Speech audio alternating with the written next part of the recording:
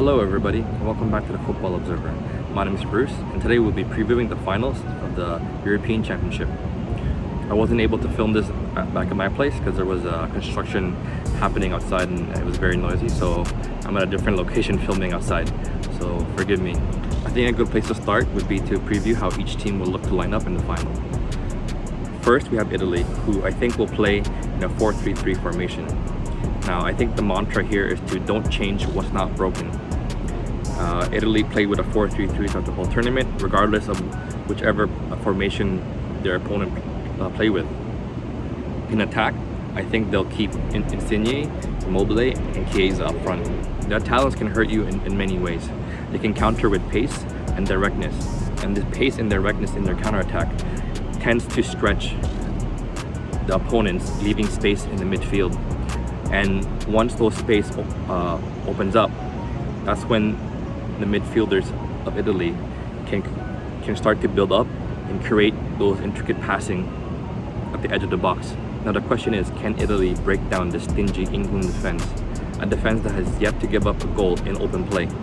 Also, can Italy keep up their fluid counter-attacking against a very tight England midfield? In the Italian midfield, we have Verratti, Jorginho, and Barella. Now I think Italy would be happy to soak up pressure as they did in Spain, against Spain, as they were able to hit Spain on the counter. And I think they will approach this, and I think they will approach England the same way. And I think this actually plays to their strength, as Italy are very organized in defense. And the key man for Italy will be Jorginho. How well Jorginho plays will determine how well Italy plays, as throughout the whole tournament he was able to dictate the tempo of the game and be the incisive passer to start their counterattacks. In defense, Italy will keep the same back line of Emerson, Chiellini, Bonucci, and Di Lorenzo. When Italy faced off against big teams, they have struggled usually in the wide areas. Therefore, I think Italy will need to support their fullbacks, as they struggled against Belgium and against Spain. And it is one of the strengths of England, as England usually attack in the wide areas. Furthermore, I think the Italian midfield will need to support the two center backs of Chiellini and Bonucci, as they are getting up in age. And I think England's pace will cause some issues for them. The two key factors for Italy would be how much they press versus how much they want to conserve their energy. As in the Spain game, they look really, really leggy and tired. And I think Italy's counter pressing is critical to how they play. So it will be interesting to see how Mancini is able to balance how much to press and how much to sit back and let England have the ball. Now as for England, I think they will keep the 4-2-3-1 formation instead of opting for the 3-4-3 formation that they had against Germany. And I think Southgate will go with this, the same reason as he did against Denmark, as Sterling, Kane, and Saka, and Mount to a further extent, will be able to occupy the fullbacks and keep the defensive midfielders of Italy occupied the whole game. So like I said, Sterling, Kane, and Saka will keep their spots, as England's attack usually comes down in the wide areas, mainly the left side of Sterling and Shaw. England will look to either cross from the wide area or work the ball in, usually through Sterling's dribbling or Saka's dribbling as well, into the box for a cutback or a shot on net. As for Harry Kane, I see him playing as a false nine like he did against Denmark, dropping into the midfield to link up play to help distribute and to create space as he drags defenders, and this space will be exploited by Sterling or Saka or even Mount as they run from the wide areas, or in the case of Mount, as he runs in from midfield into the open space that's left open for Harry Kane. And like I said before, this strategy I think is very good, as it will keep Italy conscious of England's attack, and they'll be more hesitant to commit men forward whenever they counterattack, especially in the wide areas for their fullbacks. Now in the midfield, I see Rice, Phillips, and Mount keeping their spot.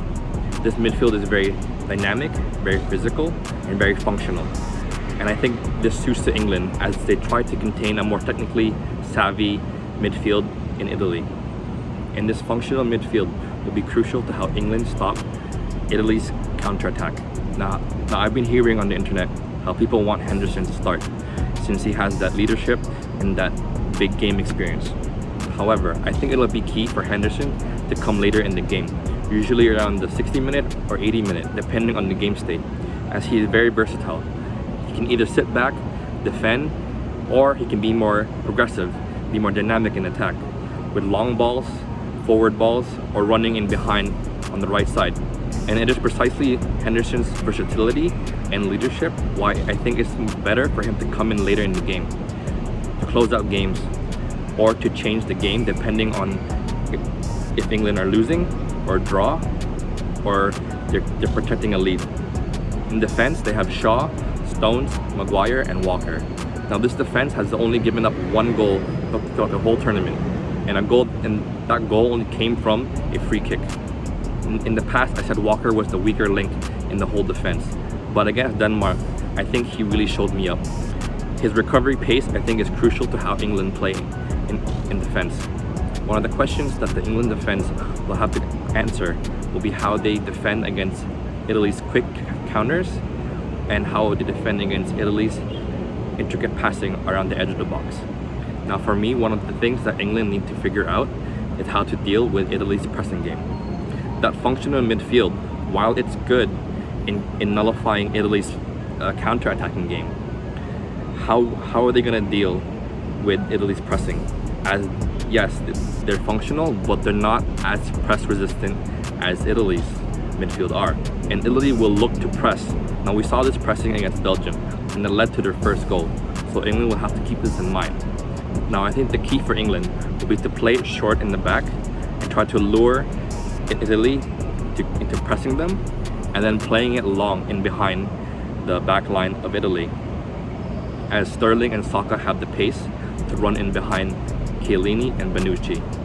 We saw England try this same method against Croatia in their first game, and they were able to get in behind Croatia very easily and to cause them issues.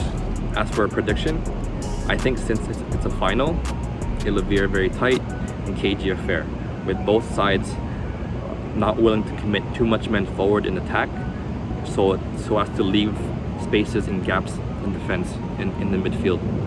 Another key aspect, and where I think the game will be won and lost, is substitutions. How each manager uses their bench will be critical to how this game goes.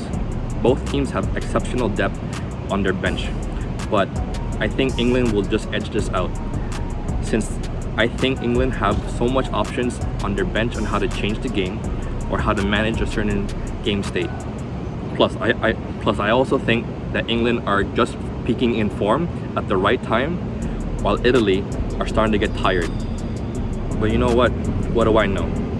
Let me know what you think. If you disagree with me, let me know in the comments. Let me know what your formation is. How do you think this game will be won? Do you think it'll go to penalties, or do you think it'll end in the full 90? Thank you for watching my video, and I'll see you next time.